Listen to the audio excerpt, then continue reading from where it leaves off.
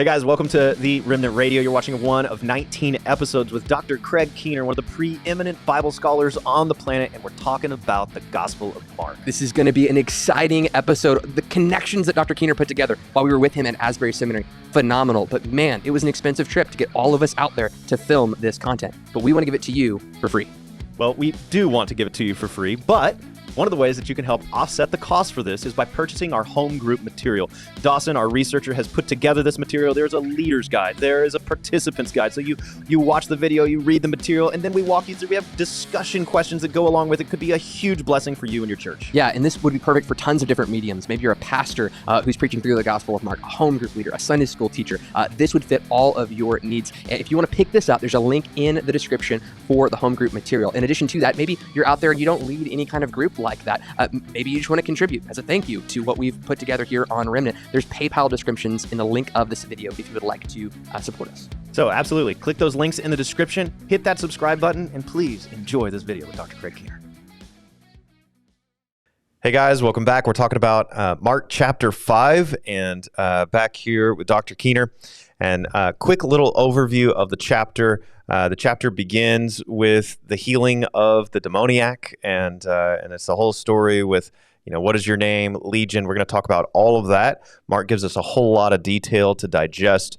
That is followed by another story that's really a sandwich story, 2 in 1, and it's the healing, which is really a resurrection of Jairus' daughter. And sandwiched in between sort of the beginning and end of that story, there's the healing of the woman with the 12-year issue of blood that reaches out and touches Jesus' garment. So all of that in Mark chapter 5. And so with that summary, Craig, he tells us to call him Craig. I'm reminding myself, not Dr. Keener.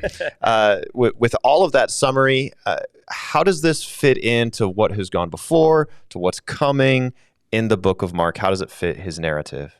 Sure. And he's been having conflict with demonic forces before, but his authority is being displayed in these passages. So in 4:35 to 41, he calms the wind and the sea, and then in 5:1 to 20, we see his lordship over the demonic realm. The demons have to obey him, and then in 5:21 to 43, we see his authority over sickness and death itself. And then when you go into chapter 6, you're going to see him begin to commission his disciples to spread this, to propagate this, because there's so many needs. You never run out of needs. And so he needs to multiply it. And also the bridegroom is going to be taken from them eventually. So they need to begin to be prepared to carry on this ministry. Okay, so as we dive into this chapter, we notice that in Mark, Mark attributes this story to the Gerasene area, whereas in Matthew, it's a different area, Gadarene. Explain that. It actually doesn't say that this happened in the city of Gerasa or in the city of Gadara. It says that it happened in the region of that. So what does it mean by a region? Gerasa is actually a lot farther from the lake than Gadara is. So I think Matthew, maybe 8:28 or so, I think Matthew is trying to, maybe a lot of people think his audience is in Syria. Matthew is trying to bring it like to something that people knew was close to the lake. But I think Mark's audience is further away, and they just need a well-known city to identify it with. So it's the region of the Gerasenes. In the broad sense, the region of the Gerasenes, it's like 30 miles away, but as opposed to just a few miles away with Gadara.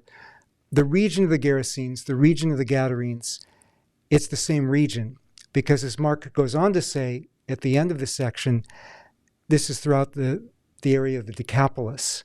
The Decapolis was predominantly Gentile territory. There were Jewish people who lived there. But Mark wants us to know this is predominantly Gentile territory. Enough people would have heard of Gadara and certainly of the Decapolis. That's the point of identifying it. Okay, so it's interesting that in this region, as Jesus is approaching, unlike other stories where we've seen people bring their demonized people to Jesus, We've seen Jesus go, or maybe he's preaching and a demon cries out, and it just sort of happens and he has to deal with it. But for the first time, we see the demonized man actually coming to Jesus. And perhaps, ironically, the demon is saying, "Don't torment me." Of course, the demon's been tormenting this guy. Right. But so what do we make of the fact that the demon is approaching, the demonized man is approaching Jesus? Yeah, I think the demons know that they're in trouble. Here's the Lord of creation coming their way. And, they know they're going to be in trouble in the day of judgment. But hey, aren't you a little ahead of schedule here? So Jesus is coming. He's just stilled a storm. They sense that he's coming. And now I think they're trying to head off the trouble or to minimize the trouble. And maybe they're even going to be using some magical techniques. The ancient magical papyri, ancient magical texts show us that people often invoked spirits to do magic. So they have been involved in this kind of stuff. And they may be like too involved in it, so they actually think they can try it on Jesus, which they really have a lot of nerve. Like you said, they've been tormenting this guy, and now they're saying, please don't torment us.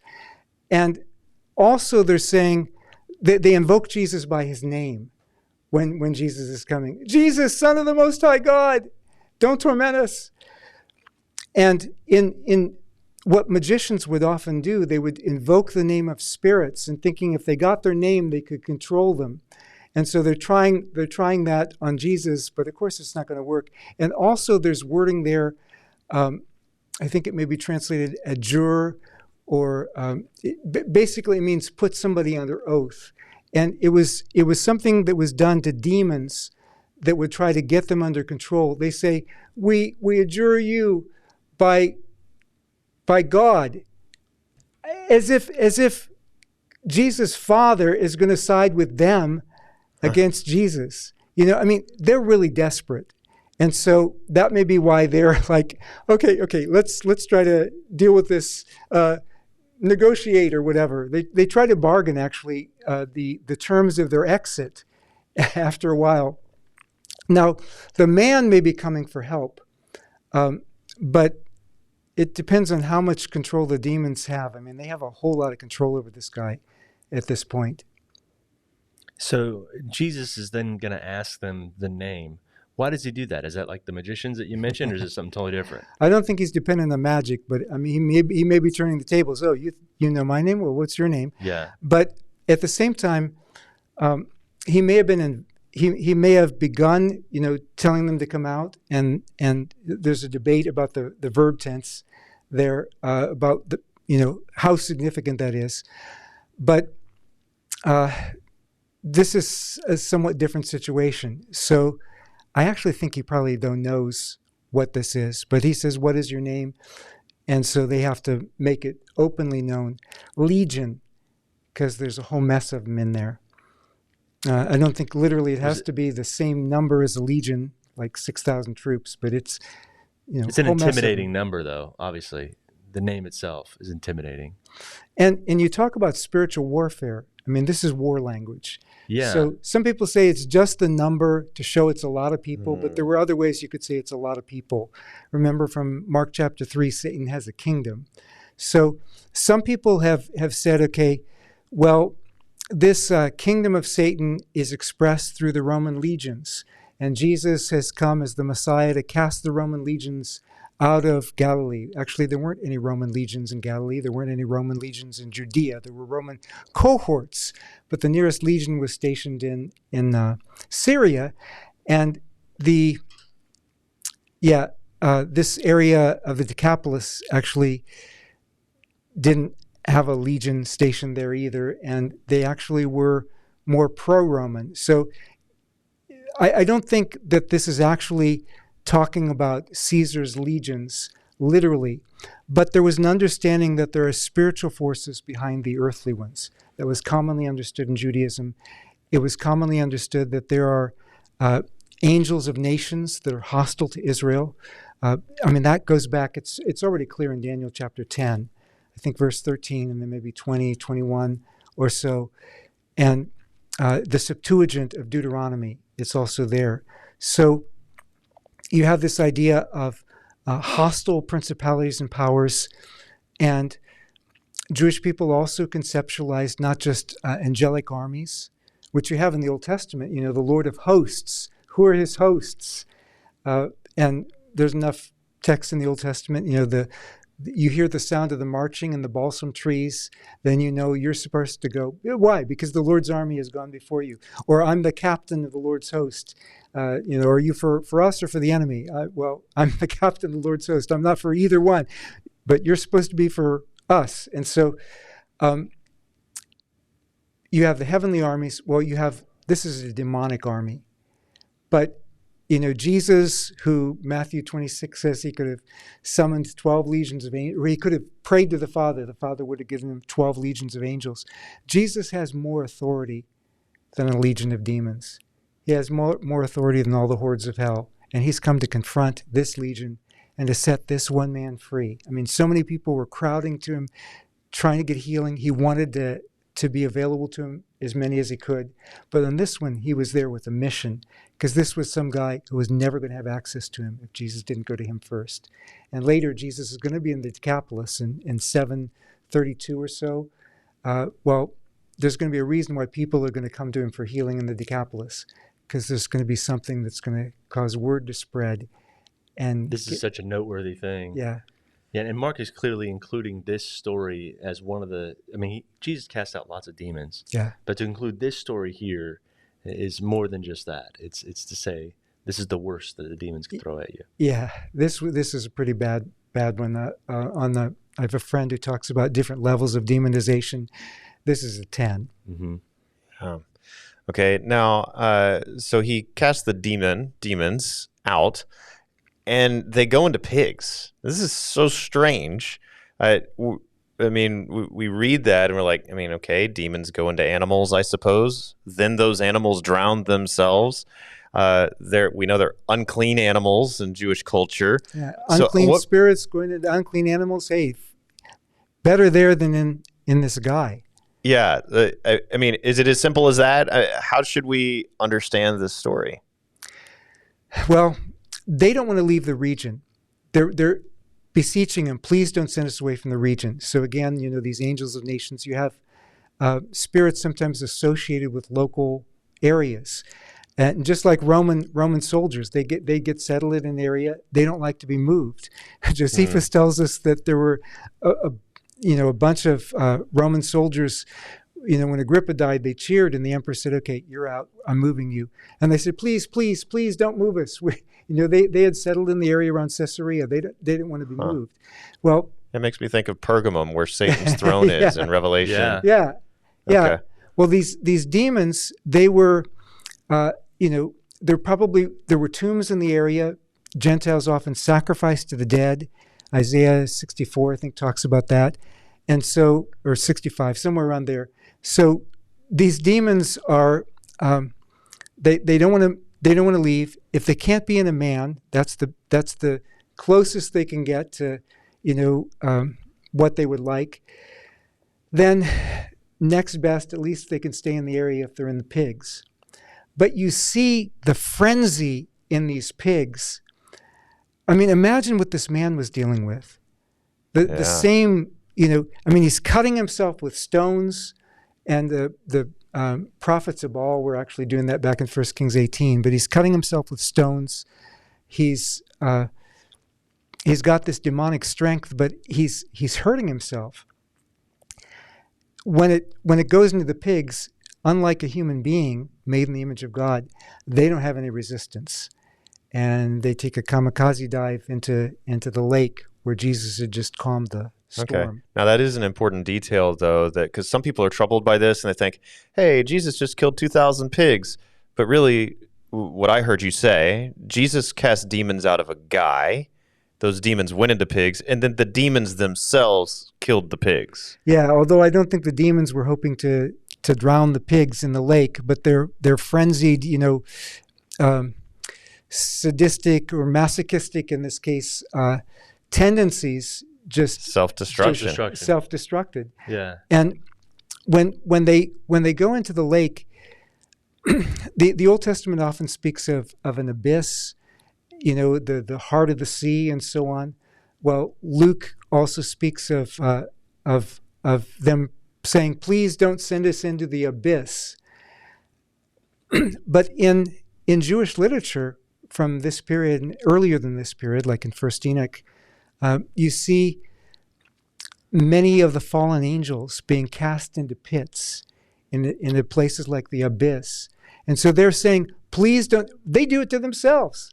They end up, so they're saying, please don't. They end up drowning in the lake. Now, did Jesus know they were going to do that? I think he did. I think they didn't know they were going to end up there, but I think Jesus did. And you say, well, Jesus, how can you do this? Because like Jesus says in another gospel, a man matters more than a sheep.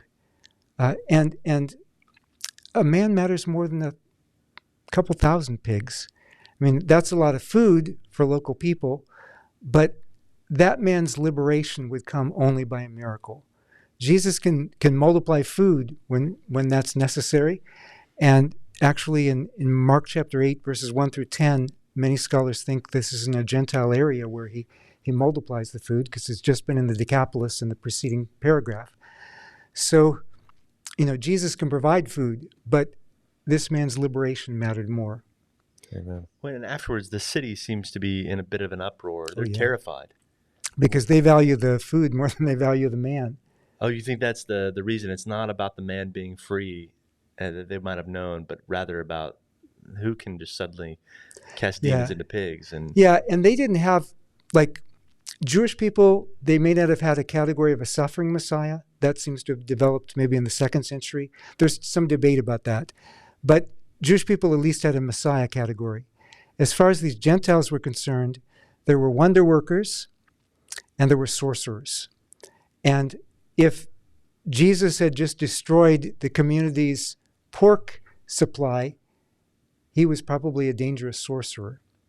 And so that's why Jesus commissions the man to go and let people know what God had done for him, what the Lord had done for him, so they could understand this was actually something that was beneficial in the long run. Which may allow them to come to him later. Yes. Wow. Okay, so we move into the next sequence, which is the sandwich scene. One more thing about the man. Sure. Jesus had disciples in order that they could be with him, and then he would commission them. But this guy actually gets sent before the disciples who are with him. This guy who begs to be with him, and Jesus actually turns him down. It would have been a big problem in Galilee. He's got enough problem. He's going to have women going with him in 1540 to 41. That can be scandalous for people looking for causes for criticism. But having a Gentile with him, that would really be over the top. And this guy was, there were Jewish people there. He was probably a Gentile. So the first person who's actually sent there is a Gentile, just like women are going to be the first ones commissioned with the message in chapter 16. Wow. Praise God. Okay, so we come to the next sequence. Jairus, the synagogue ruler, comes. He has a daughter that's ill. By the end of the story, she's going to be dead.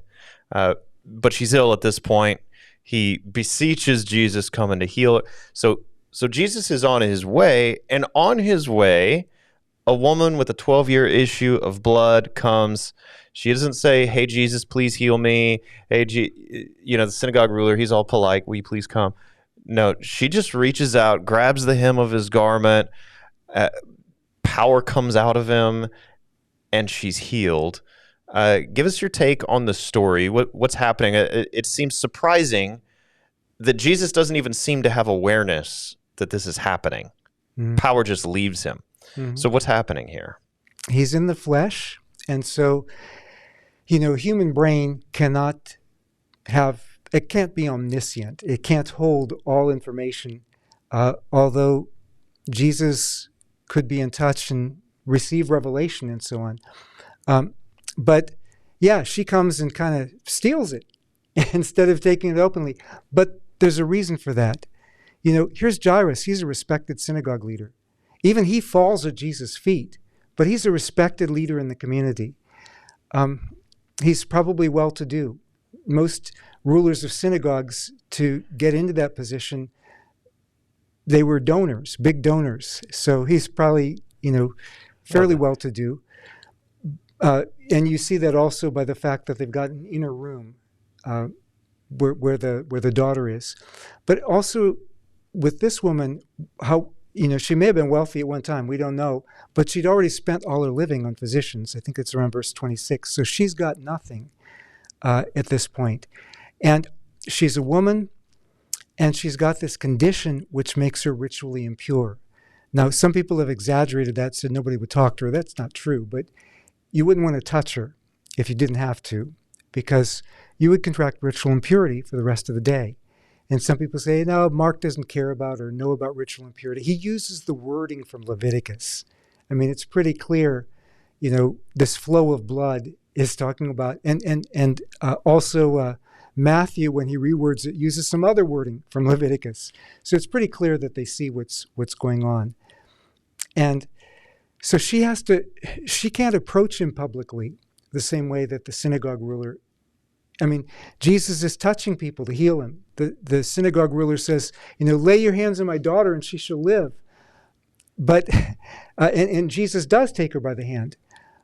But this woman with the flow of blood, according to not just Jewish tradition in this case, but according to the Torah, according to Leviticus 15, if she touches Jesus, she's going to make him ritually impure. If she's out in public bumping up against all these people, she's technically making them ritually impure, although they may not know it. That must be happening because she is. She's going through a crowd. So there's a message, another one of those messages about faith, like the guys who are willing to do anything to tear this down. She's got scandalous faith. She's got to get to Jesus because she knows that's her only hope. The physicians couldn't do it. He's the only hope. But if she touches him, she knows she will be made. Will be made whole. There's so much to this. Like the implication is that there is, in a sense, it's okay to go against what is lawful and causing other people to be unclean, because going to the person that makes you clean makes it lawful. That is what we're all to do, is go to Jesus. And when Jesus publicly identifies with her, he makes it known that this woman touched him. And it's a good thing. Maybe she had a head covering or something. They didn't recognize her. I don't know. Or maybe she was from outside that particular community. I don't know. But at this point, everybody knows, and everybody knows that she touched him. And Jesus doesn't mind being identified with us in our uncleanness to make us clean, to make us whole. This is scandalous faith. We see it elsewhere in the Gospels. We see chutzpah, where, Jesus' mother says to him, they're out of wine, and she won't take no for an answer. But you see it with these acts of desperation. The Syrophoenician woman, she won't be shut up. And those who let the paralytic down through the roof. These are acts of really great faith. And the disciples, taboo. But then you see the disciples sometimes, and and he feels the power come out of him. Like, what do we make of that?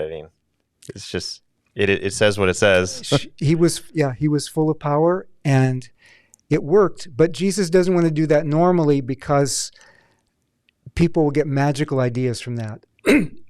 Magic was supposed to work that way. And people with Peter's shadow in Acts 5:15, or the sweat cloths taken from Paul in Acts chapter 19. Oh yeah, charismatics. We've got that down. Yeah. Oh yeah. But and sometimes it says, and there was power present for Jesus to heal. So there do seem to be special times when God's power is present in a special way.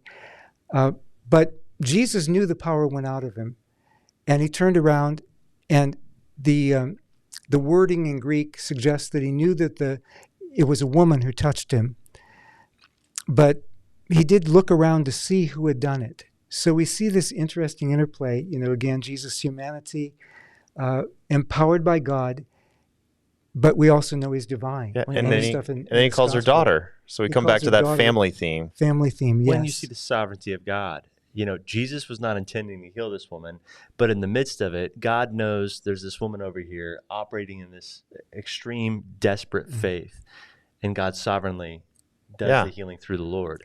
And then you get copycat things in this sense, in a good sense, because in 656 you have people coming to him just wanting to touch the hem of his robe because they knew it worked before. Yeah. Oh, yeah. Okay. And there were already people trying to touch him, but they weren't like there's a whole crowd doing it touching him, secretly, right? Yeah. Yeah. Okay. And so next, this is really sandwiched, and it's interesting that this is an interruption to what the original plan was. And I'm just the going to go. interruption costs Jairus' daughter her life, possibly, because, well, it depends, but it looks like it could have cost her her life because Capernaum was pretty small. So if Jesus comes in, if this is happening in Capernaum, which would explain why Peter knows the name of the synagogue official there, and Peter's house was probably pretty close to the shore. And probably this guy lived pretty close to the synagogue, so he probably doesn't have that far to walk to get to the guy's house. But the crowd is following him, that's slowing him down. And the big thing that slows him down is this interruption. And so then people come from the house and say, why bother to teach her anymore? Your daughter has died. And Matthew condenses it because Matthew's got a lot more stories, a lot of teaching he's got to pack into his gospel. So Matthew just, it's as if she's dead from the start. That's just a way of condensing. Ancient writers, that was normal practice. But when this happens, Jesus turns to him and says, don't be afraid any longer, just believe. So this guy has already had faith to come to Jesus, but now it's a higher level of faith because, well, we already have heard of you healing the sick, but what about if she's already dead? They hadn't heard of that. I mean, it's in the Old Testament, but they hadn't heard of Jesus doing it. Sorry, I'm just noticing the parallel here. You're seeing things that Elijah did, Jesus is doing once again. Yeah. And Elisha. Yeah. Both with children. Yeah. And in upper room and anyway, I'm thinking of also things in Acts 9 and so on. There's a lot of connections, and then the widow of Nain's son and so on. But and he removes everyone from the room. Why does he do that? I've heard preachers explain, he wants to get all the doubters out of the room so he can build a faith environment. Maybe that's a total guess. I remember Wimber saying that. Is there a reason for that? What we've talked about before about the messianic secret, I mean, some things he does in public. I mean, the woman touched him. What's he going to do? So that's already public. People touching him, coming to him by the shore, he doesn't want to turn the people away. But this one's a big one. And he's going to do this one fairly privately. So Peter's a witness, and James and John, the sons of Zebedee, are there, and the family. But he tells the mourners, and the mourners may have been gathered already, getting ready because she was in the process of dying. So they may have already been standing by, because mourners were supposed to come as soon as the person died, because burial had to be done quickly. So the mourners are already there, probably professional mourners, and this guy's probably fairly wealthy. So yeah, they definitely want to be on time for this one. And Jesus says, she's just asleep. Well, being asleep was a common euphemism for death. But they laugh at him because they know he's trying to convince them that she's not dead. And they know the signs of death. Well, he goes in then, and in private he raises her, but the idea is don't tell anybody, don't make this known. But it can't be kept secret. It's gonna get out, because everybody knows she was dead, or at least she was pretty close to dead as far as they could tell. And did I forget your question? Oh, no. But actually, there's been a survey of ministers with gifts of healings that was done, they surveyed a lot of them, maybe scores of them, I think. And they were pretty evenly divided on whether you had to put people out who had unbelief or not. I have an account of a raising from the dead, actually from Congo, from a friend of my wife's family, and this person, Mama Jean Mabiala, she put the people out in this one case. There were a couple other cases where somebody was raised where she wasn't in a position where she could do that, but she did in this case. But they were all peering in the window anyway, waiting to see what's going to happen. And the person did get raised.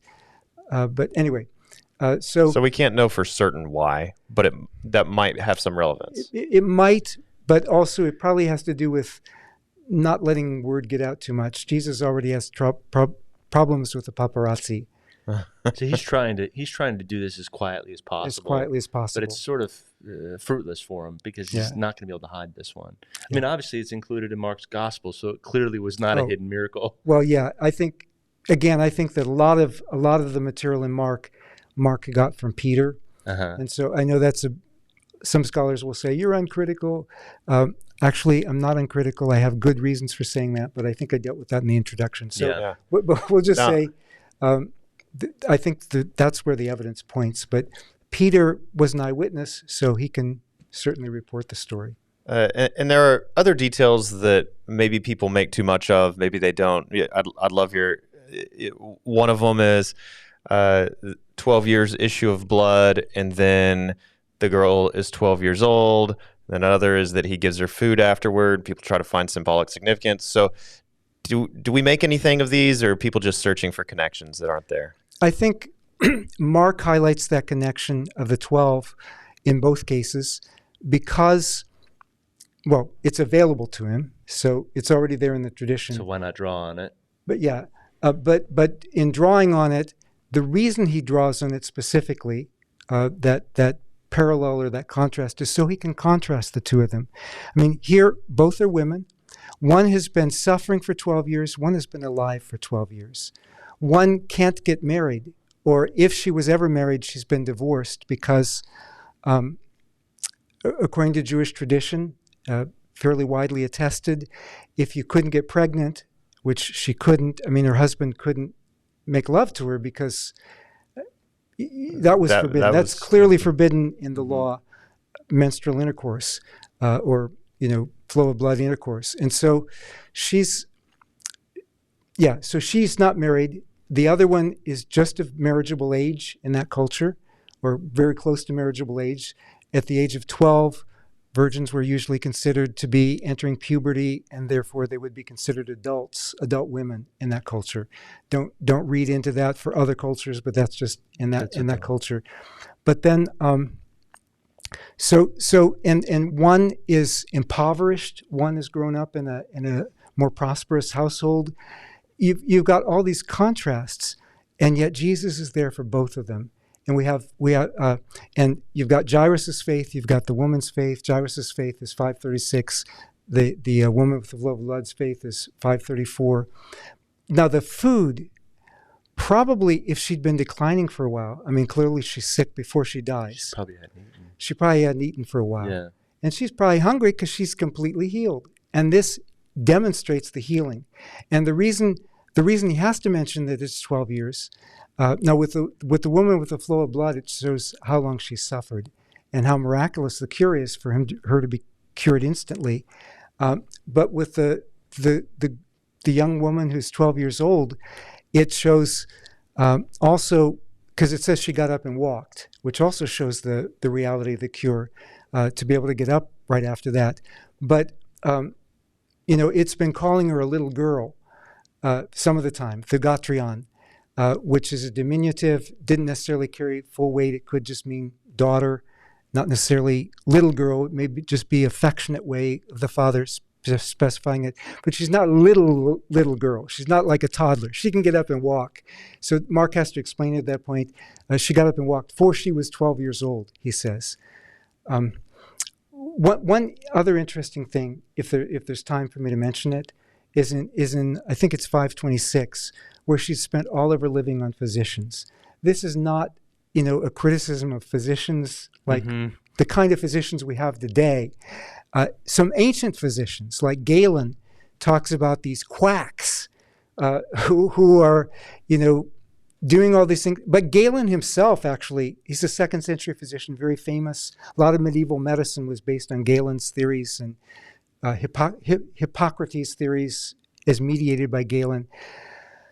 He believed in bloodletting. He didn't believe in going too far with it, but they would think people had bad blood. That's why they were sick. They would let out blood. They had all these other things. So there were certain things known by empirical medicine in antiquity, but they had other ideas that actually were harmful to patients. And sometimes they just, they did their best, but they couldn't cure people. So that's not a knock on empirical medicine like we have it today. But yeah, but it is medicine back interesting. then was kind of a mess. Sometimes. It is interesting that Luke the physician does not mention that detail. No, he doesn't. Well, neither does Matthew, though. Let me sum this up, because in the last chapter, we finished it with saying the question is, who is this guy? Yeah. And the same thing is being begged here now, because now he's done a miracle he hasn't done previously. And so the question is automatically reapplied. Who is this that not only, calms the storm, but now has command over death itself? Yep. I hope you've enjoyed that episode on the Gospel of Mark with Dr. Craig Keener. If you want to go back and watch former episodes that we've done, there's a playlist right here, or you can watch the very next chapter, which will be listed right here. If you've been blessed by this episode or other episodes we've done, consider giving. There are links in the description.